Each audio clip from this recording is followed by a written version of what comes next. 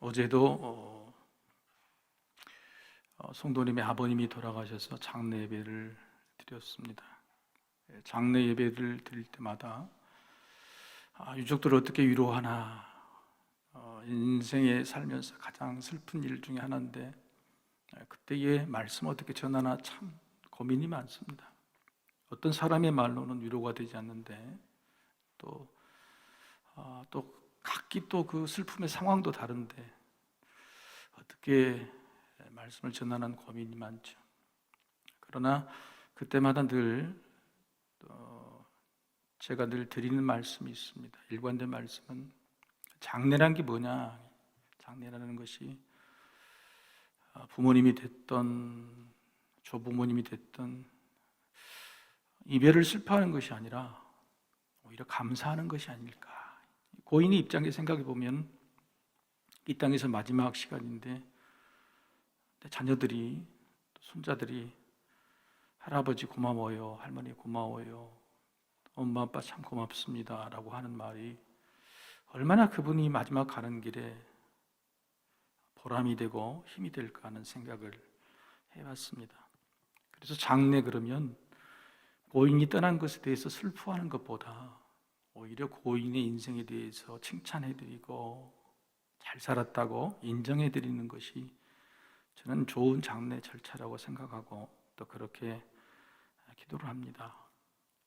또 많이 믿음을 가지셨다 그러면 하나님이 이분의 삶을 인정해 주신 거라고, 이분의 믿음을 칭찬해 주신 거라고, 그래서 하나님께서 이분을 불러가신 거라고 그렇게 설교를 합니다. 사람은 누구나 인정받고 싶어 합니다. 근데 누구에게 인정을 받느냐 참 중요하죠. 그렇죠? 자, 여러분이 인정을 받고 싶은데 지나가던 사람이 인정하는 게 좋습니까? 아니면 내가 정말 사랑하는 사람, 또 내 가족이나 특별히 내 자녀 아니면 부모님에게 인정받는 걸 좋아합니까? 저의 짧은 인생도 돌아보면 어렸을 때는 늘 제 아버지의 인정을 받기를 원하며 살았던 것 같아요. 늘 아버지의 인정을 받기를. 근데 지금은 또 사랑하는 아내에게 인정받기를 원하며 살아간 것 같아요.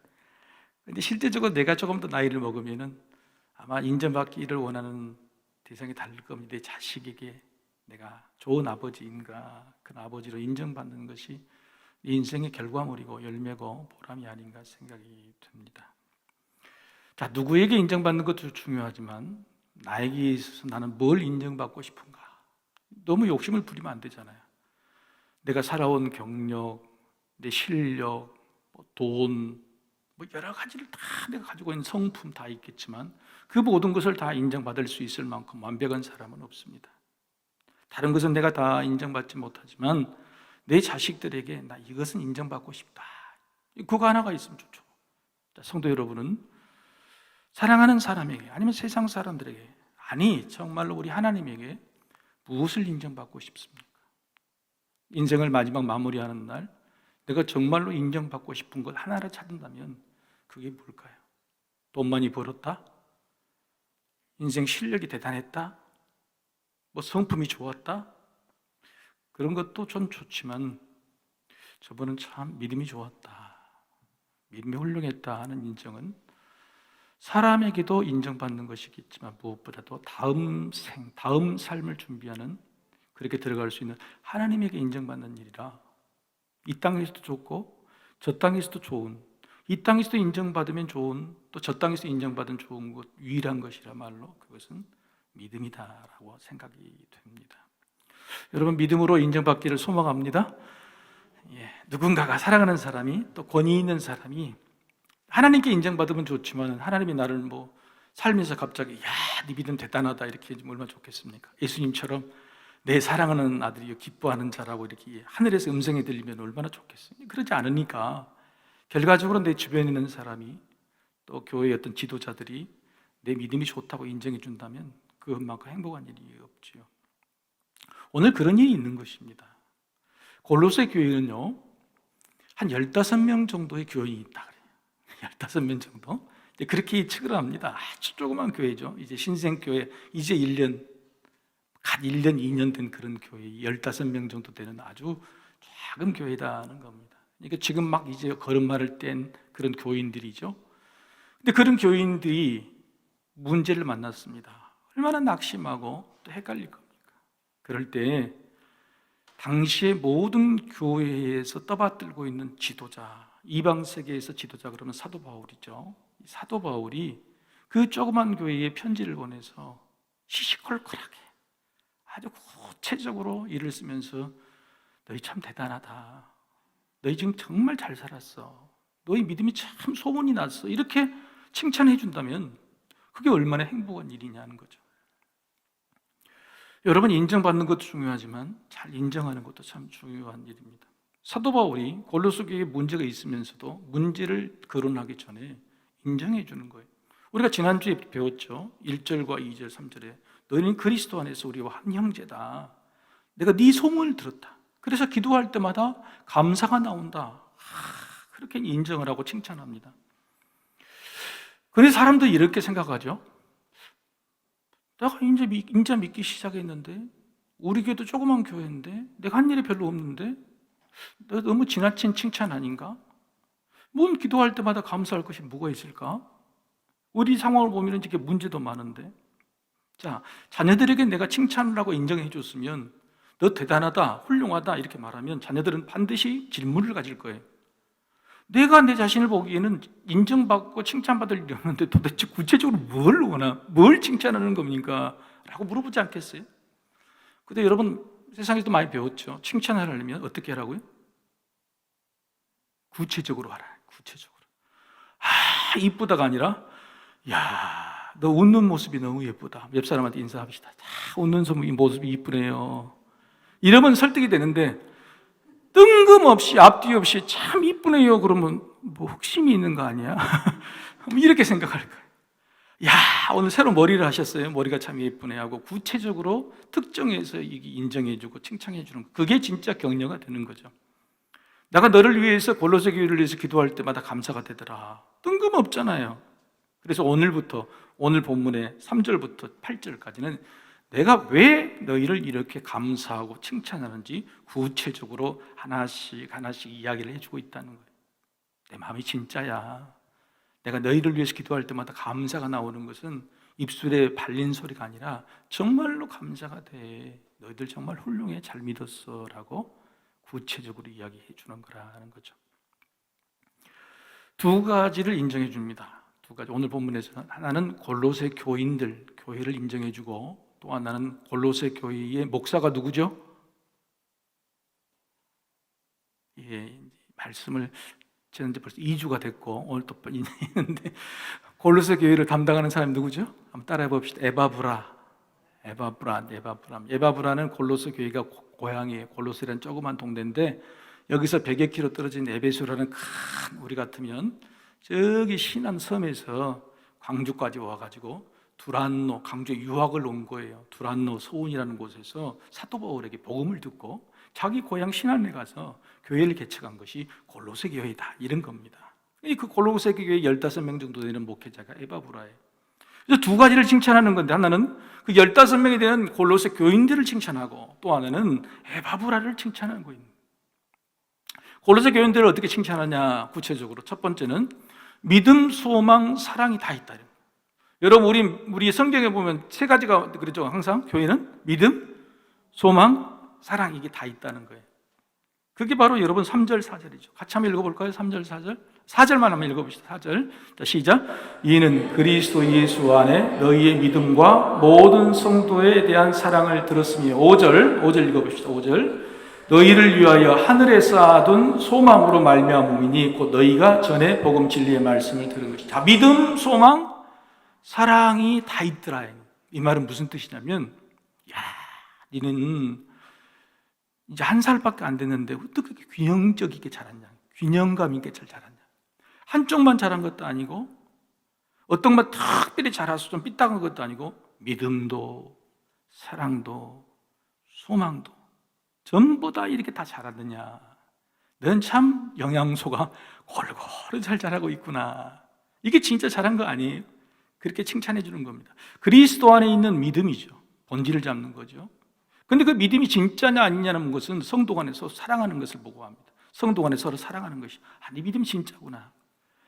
그런데 믿음과 사랑이 세속적이고 세상적인 것이 아니라 천국에 가기 위한 믿음, 천국에서 상급을 받기 위한 사랑, 그 소망, 천국을 향한 소망을 향해서 달려가고 있는 믿음과 사랑이다.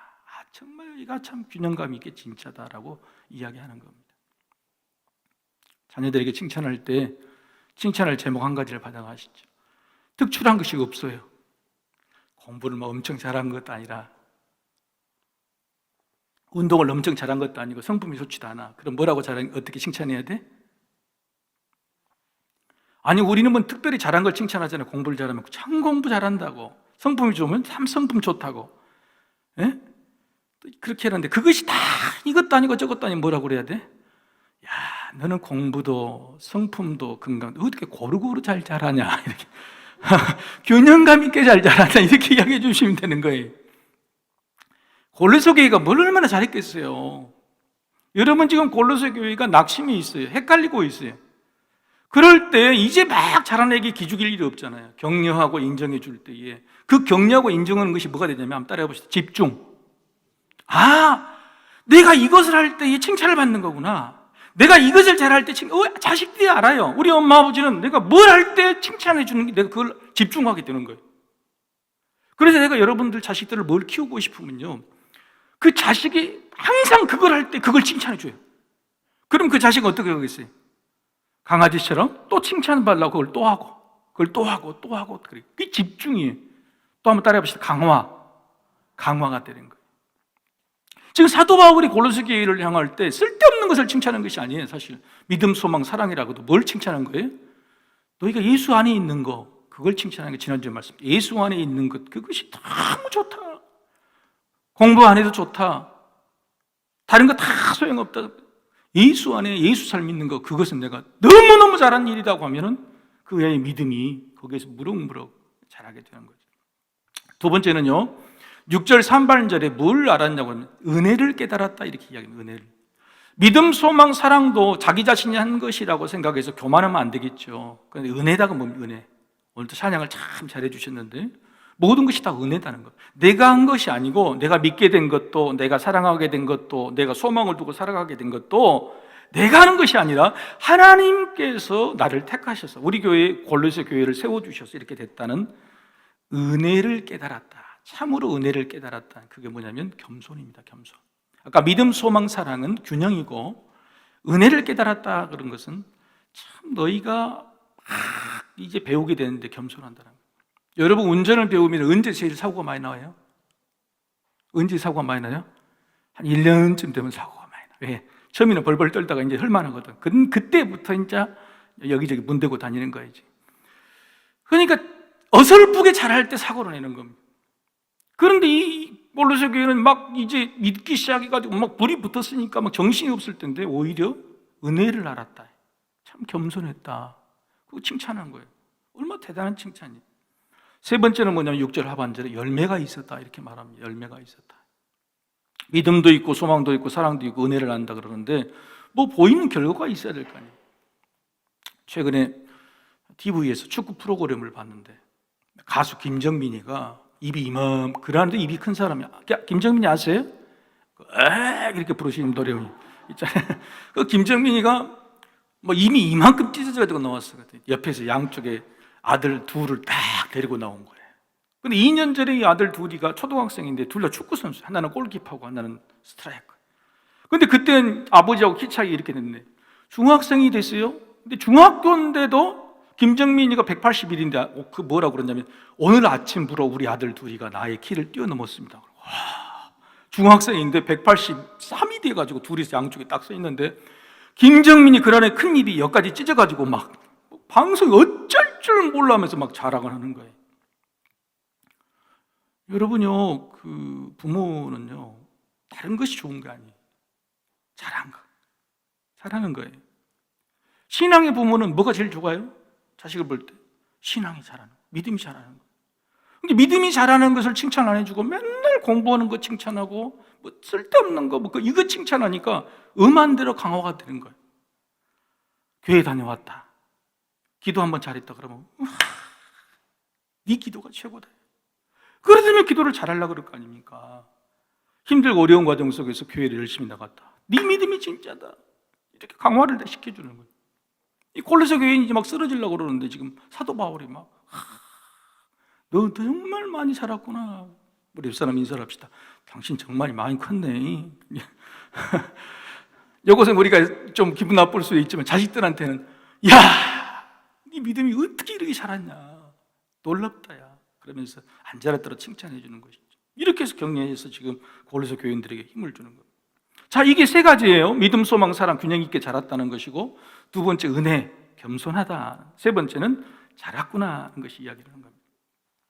그리고 두 번째는 이제 골로새 교회의 지도자 목사인 에바브라에게 이제 칭찬하는 겁니다. 에바브라에게 칭찬하는 것이죠.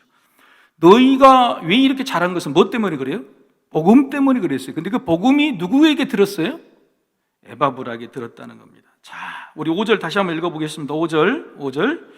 자, 시작. 너희를 위하여 하늘에 쌓아둔 소망으로 말미암음이니 곧 너희가 전에 복음 진리의 말씀을 들은 것이, 이 모든 것이 뭐 때문에 말미암았어요? 에바브라에게 들었던 복음 때문에 있다는 거예요. 그게 원조였다, 이게. 너희들이 지금 이렇게 잘하고 나한테 칭찬받는 것이 누구 덕분이다? 에바브라가 전해준 그 복음이 그게 진짜였기 때문이다 그러는 거예요. 그러니까 에바브라가 전해준 복음 외에 서양 철학이나 유대 율법주의나 이단의 영지주의 사상이나 천사 숭배 사상이나 쓸데없는 것이 들어와도 그것 때문에 너희가 잘한 거 아니야. 원래 에바브라에게 들었던 거야.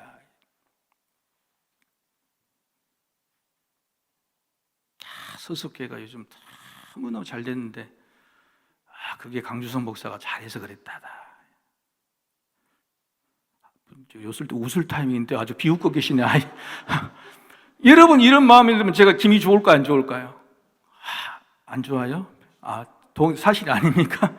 내가 증거를 대볼게요. 오늘 제가 호남 신학대학교 가서 목회 실습 강의를 했습니다. 신대원 1학년들인데 내가 왔다 그러니까 막 박수를 쳐주더라고. 그러면서 강의를 1시간 멋있게 하고 내 나름대로 그리고 질문을 받았었는데, 그 질문한 어떤 전도사님이 일어나가지고, 야, 소속교회는 말씀이 좋고 굉장히 성장하는 교회로 알고 있습니다. 그럼 감독 이렇게 말하는데 입술에 발린 말이라도 너무 기분이 좋더라는 거예요. 내 마음속에.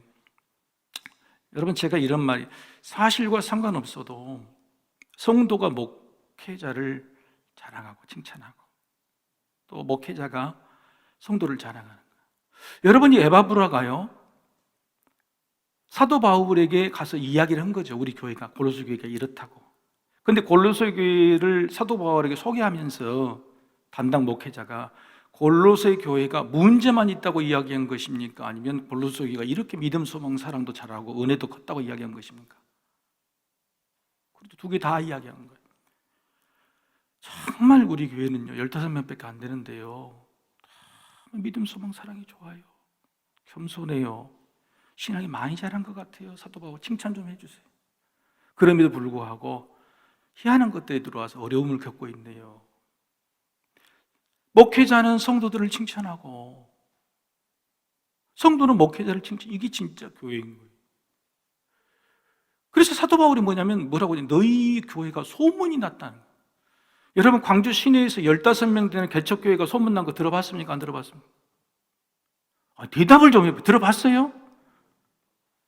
그것도 지금 이 에베소 교회하고 여기가 아닌 로마, 지금 사도 바울이 로마에 있는데, 로마에서 여기는 얼마나 수천 킬로미터가 떨어진 곳인데 거기까지 15명 된 개척교회가 소문이 났다고요? 그렇게 이야기해 주는 것은 에바브라가 와서 자랑한 거죠. 이게 진짜 교회인 거예요. 그런 목회자를 칭찬하고 있는 겁니다.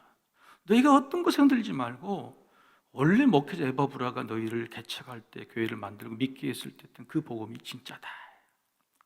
7절에 보면 아예 딱 못을 박습니다. 7절 같이 읽어볼까요? 7절. 자, 시작. 이와 같이 우리와 함께 종된 사랑하는 에바브라에게 너희가 배웠나니 그는 너희를 위한 그리스도의 신실한 일꾼이요. 이렇게 이야기를 합니다. 사도 바울과 에바브라를 격을 딱 같이 높여버려요. 사도 바울이나 그 위대한 사도 바울이나 너희 목회자 에바브라나 똑같다. 똑같은 주의 종이고 형제고 동역자다. 이렇게 이야기해버리니까 여러분, 골로새 교인들이 얼마나 좋겠어요. 여러분, 그래도 이 골로새서의 이를 서론에서 사도 바울이 골로새 교인들에게 하는 칭찬, 인정, 이것은요 골로새 교인들에게 집중하게 만들고 강화하게 만드는 놀라운 이 본문이 된다는 거죠. 이게 진짜인 거죠. 이게 진짜라. 자, 에바브라에게 전해들은 그 복음이 당시 골로새에 들어와 있던 다른 이단 사상이나 헬라 철학 사상, 천사 숭배 사상보다도 더 탁월한 이유가 뭘까요? 에바브라에게 전해던 복음이 진짜 복음이고 이 사람들이 가져온 복음은 가짜 복음이다. 이 비교가 되는데 탁월한 우위를 가진 게 뭘까? 이유가 뭘까? 뭐라고 오늘 본문에 설명하는 거예요?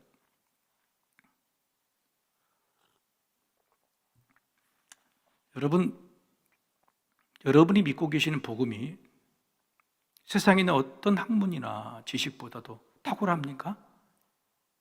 대답을 해. 탁월합니까? 우월합니까? 안 그래요? 여러분이 믿고 있는 복음이 세상 지식 학문보다 우월하지 않아요? 오늘 제가 지금 설교를 어렵게 하는 겁니까?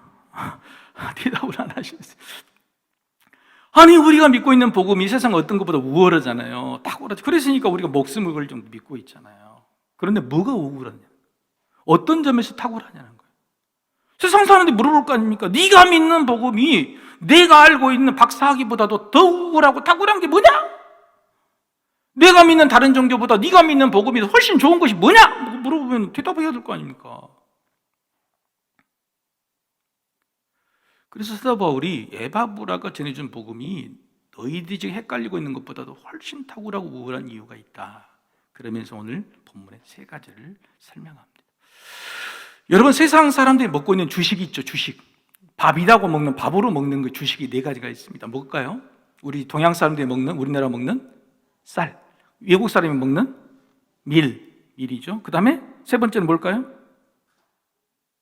세 번째, 북한 사람이 많이 먹는 옥수수입니다. 옥수수가 굉장히 주식인 나라가 아프리카도 굉장히 많아요. 그리고 네 번째가 뭘까요? 이게 뭐갈까요? 이게 감자입니다. 감자. 쌀, 그 다음에 밀, 보리 아니에요. 쌀, 밀, 옥수수, 그 다음에 감자가 4대 주식, 그럽니다. 주식. 자, 여러분 고추만 혹시 먹고 사세요? 콩만 먹고 사세요? 그러니까 이런 것들 따지면 중요한 음식인데 그것으로 주식을 삼지는 않아요. 그래서 주식을 네 가지라고 그러죠. 그런데 그 중에 이 감자라는 게 있습니다. 최근 들어서 굉장히 각광을 받는 것이 뭐냐면 이 감자예요. 벼를 저 북쪽에 있는 추운 지방이나 산지에서 아무리 재배하려고 해도 안 돼요. 옥수수도 우리가 슈퍼 옥수수를 만들었는데 한계가 왔어요. 그런데 감자라는 종자는 전 세계에서 다른 형태로 이미 있는 거예요. 이미. 어떻게 전해줄 필요 없이 감자라는 종자가 찾아봤더니 비슷한 것이 다 있는 거죠. 원래 감자는 잉카족들이 주식으로 먹고 있던 것을 스페인 애들이 쳐들어가서 가져와서 유럽으로 가져왔습니다. 유럽으로 가져와서 유럽의 기근을 해결한 아주 결정적인 은혜를 끼친 게 이 감자였어요. 200년 동안에 유럽 사람들에게 모든 식량 문제를 이걸 해결했어요. 그래서 유럽에서 이게 중국으로 넘어오고 중국에서 일본으로 넘어오고 우리나라는 1800년대 초기에 순조 시대에 감자가 우리나라에서 재배됐다는 그런 기록이 있어요. 근데 이 감자가 왜 이래 되냐면 감자는요 온 세계 어떤 지역이나 다 심어도 난다는 거예요. 쌀을 못 심는 지역도 감자를 심으면 나고 옥수수가 없는 지역도 감자를 심으면 나요. 그래서 이거 한번 따라해 봅시다. 보편성. 어디나 어떤 시기나 다 있다는 거예요. 두 번째는요 감자는 심어놓으면 뭐 비료 같은 거 줘야 됩니까? 감자에 비료 준 거 봤어요? 거름 준 거 봤어요? 감자는요 그냥 짝짝 쪼개가지고 그냥 심어놓으면 지가 어디서든 나요. 뿌리는 밭에서 하면 놓은 게 아니라 이 밭에서만 심은 게 아니라 그 옆에 밭에서도 나. 그래서 두 번째 한번 따라합시다. 자생력이 있어요. 감자는 자생력이 스스로 뭘 안 간섭을 안 해도 혼자 일어나는 자생력이 있어요. 세 번째는 뭐냐? 완전해요. 그러니까 감자를 놔둬가지고 감자 농사가 망했다 이거 별로 없어요. 감자를 심으면 그 자체로 뭘 첨가하거나 열심히 안 해도 그냥 감자에서 감자가 나와. 우리가 다른 농사 같은 경우는 정성을 들이고 막 뭔가를 줘야지 망하지 않잖아요. 그렇죠? 사과도 배도 그렇죠?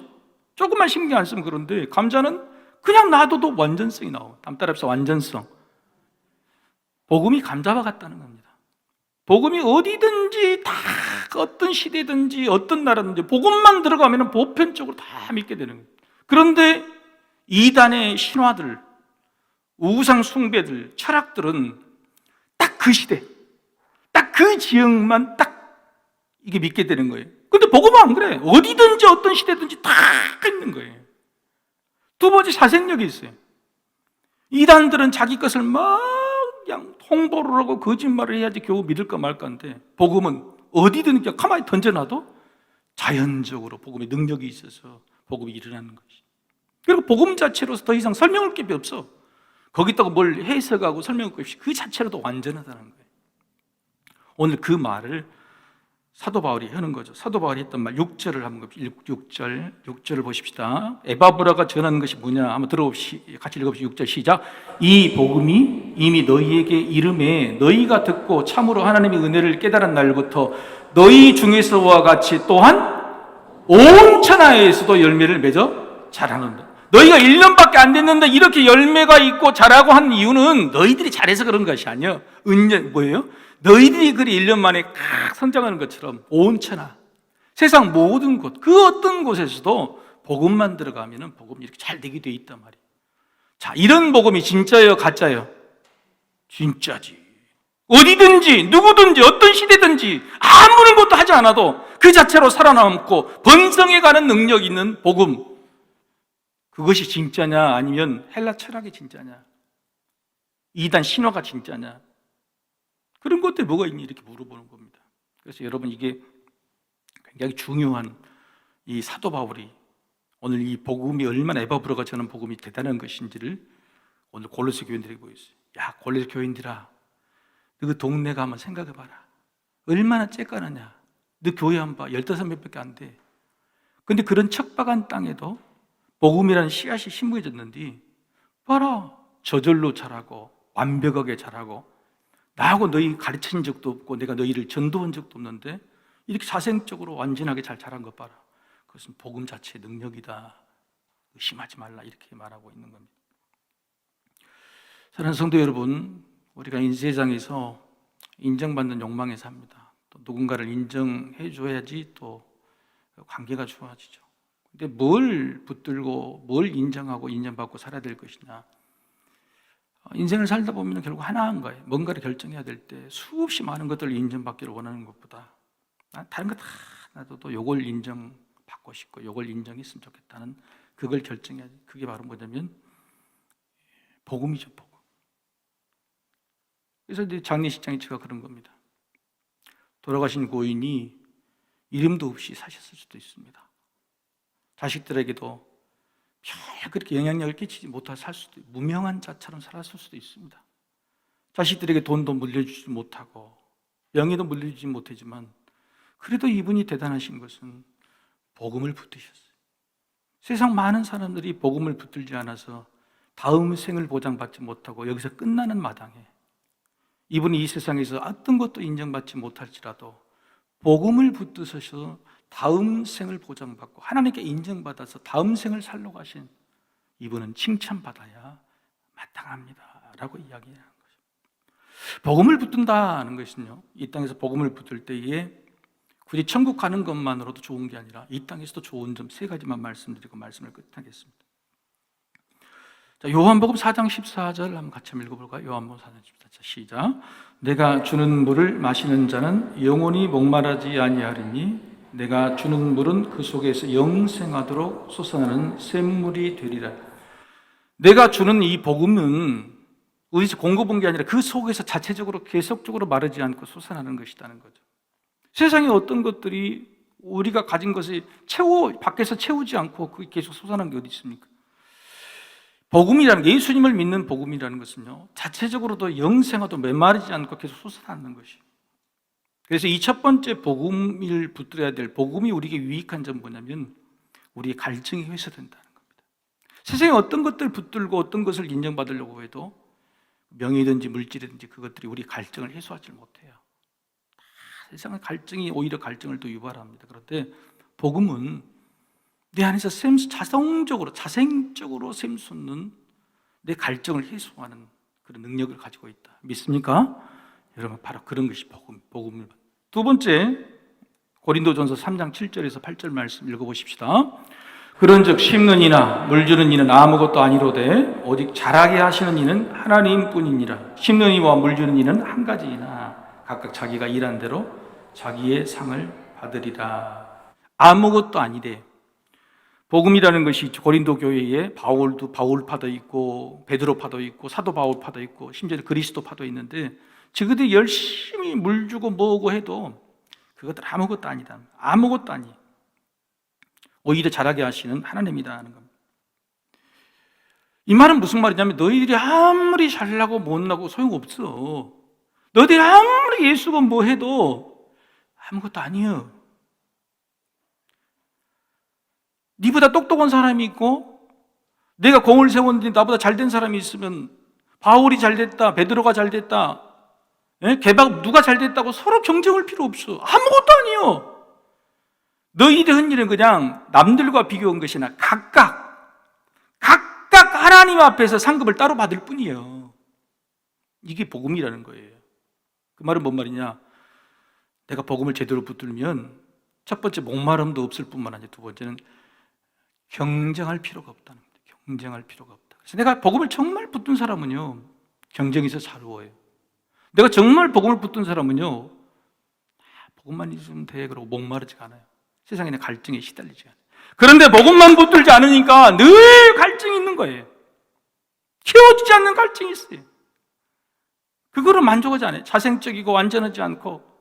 그러니까 뭔가 다른 것으로 계속 채워야 되는 거예요. 두 번째는 복음만 붙들고 되고 내가 하나님하고 해결하는 문제고 천국에 상급받을 일인데 계속 옆에 사람과 경쟁하는 거예요. 열등의식 속에서 사는 거예요. 바울파니 기밥파니 이렇게 살고 있는 거예요. 세 번째, 복음을 붙들고 있을 때 좋은 건 마태복음 10장 32절 같이 한번 읽어보십시다. 누구든지 사람 앞에서 나를 시인하면 나도 하늘에 계신 내 아버지 앞에서 그를 시인할 것이. 우리는 착각합니다. 내가 사람 앞에서 그를 시인하면 그가 나를 시인해 줄 것일 거라고 이렇게 이야기하는데 예수님 그렇게 말씀하지 않으세요? 내가 내 옆에 있는 사람한테 누구를 시인해요? 예수님을 시인하면, 복음을 시인하면 누가 시인해 준다고요? 예수님이 나를 시인해 주는 거예요. 우리는 사람들과 관계에서 내가 당신을 시인하면 당신이 나를 시인해라 이런 관계인데요, 예수님이 말하는 시각을 반대로 하는 거예요. 내가 옆 사람을 시인해 주고 내가 예수 믿는 사람으로 사랑을 베풀고 그러면 그 사람에게 시인 받는 것이 아니고 그것 때문에 그런 것이 아니고 누구에게 받는다고요? 하나님한테 받는 거예요. 자, 우리는 애정 결핍 현상이 있어요. 부부 간에도 형제 간에도 교회 간에도 뭔가를 나는 줬는데 돌아와 안 돌아와? 잘 안 돌아와. 그러니까 그게 애정 결핍이라고 그런 거예요. 나는 줬는데 잘 안 돌아간단 말이에요. 교회에 와도 잘 열심히 믿으면서도 목사가 신방 안 한다고 전화 안 한다고 계속 뭐라고 그래? 뭐냐면 내가 애정 결핍 현상이 있는 거예요. 그건 뭐예요? 누구한테 바라는 게 교회 오면서? 복음을 붙들고 있는 게 맞아요? 아니에요? 지금 이 말씀은 누구한테 지금 시인을 받는다 그래요? 예수님한테 시인을 받는다는 거예요. 하늘의 시인을 받는다는 거예요. 내가 누구한테 사랑을 베풀고 내가 열심히 복음을 붙들면 하나님이 너를 시인해 주니까 그것이 나를 해소해 주는 것이지, 늘 세상에 있는 사람들에게 뭔가 받으려고 그러면 늘 결핍이에요. 늘 애정 결핍이에요. 누가 채워줘? 누가 나를 인정해줘? 절대 인정해줄 사람이 없는 거예요. 그래서 세 번째 복음의 요점은 뭐냐면 애정 결핍 현상이 사라집니다. 자, 복음을 붙들 때 세 가지면 첫 번째는 뭐죠? 목마름이 해소된다. 갈증이. 내가 뭔가 지금 갈증이 있고 목마름이 있으면 그 갈증이 해소된다. 두 번째는 경쟁할 필요가 없어요. 경쟁에서 내가 해소가 돼. 세 번째는 애정 결핍. 뭔가를 내가 준 만큼 받아야 되는 애정 결핍의 관계가 해소가 돼. 이게 진짜로 복음을 붙든 사람의 행복이죠. 여러분, 복음을 붙들어서 우리 하나님께 인정받는 삶을 사시기를 소망합니다. 우리 같이 한번 기도하십시다.